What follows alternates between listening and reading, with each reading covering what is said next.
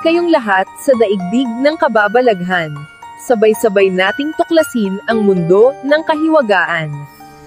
Ang tanong kung totoo ba ang mga alien ay isang usaping matagal ng pinagtatalunan sa siyensya, kultura, at paniniwala. Hanggang ngayon, wala pang malinaw at direktang ebidensya na nagpapatunay sa kanilang pag-aral, ngunit narito ang buod ng mga mahahalagang aspeto tungkol dito.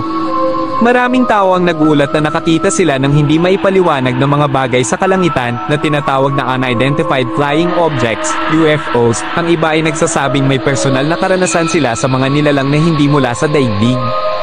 Ang US government, sa pamamagitan ng Pentagon, ay naglabas noong mga nakaraang taon ng ulat tungkol sa mga unidentified aerial phenomena, UAP. Bagaman tinatanggap nilang hindi maipaliwanag ang ilang kaso, hindi pa rin ito direktang ebidensya ng alien life. Ang mga proyekto tulad ng SETI, Search for Extraterrestrial Intelligence, ay aktibong naghahanap ng senyales ng buhay sa ibang planeta sa pamamagitan ng pagsuri sa mga radio signals mula sa kalawakan. Sa kultura, ang ideya ng alien ay pinalaganap ng mga pelikula tulad ng E.T., Independence Day, at Arrival. Ang mga ito ay nagbibigay anyo sa ating imahinasyon tungkol sa kung ano ang maaaring itsura o layunin ng mga nilalang na ito.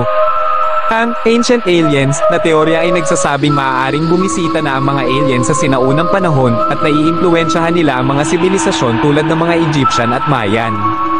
Ang mga astronomo ay tumutok sa paghahanap ng exoplanets, mga planeta sa labas ng ating solar system na maaaring may angkop na kondisyon para sa buhay tulad ng tubig.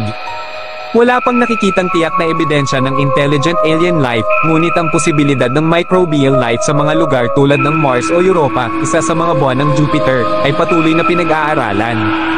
Sa kasalukuyan, walang matibay na ebidensya na nagpapatunay sa pag-aral ng mga alien, gayunpaman, hindi rin ito tuluyang isinantabi ng siyensya, at patuloy ang pagsasaliksik upang sagutin ang tanong na ito. Ang ideya ng alien ay nananatiling bahagi ng ating imahinasyon at pagtuklas sa kalawakan. Disclaimer lang po, ito ay kasabihan at teorya lamang ng marami, nasa sa inyo pa rin kung maniniwala kayo o hindi. Maraming salamat mga kaibigan.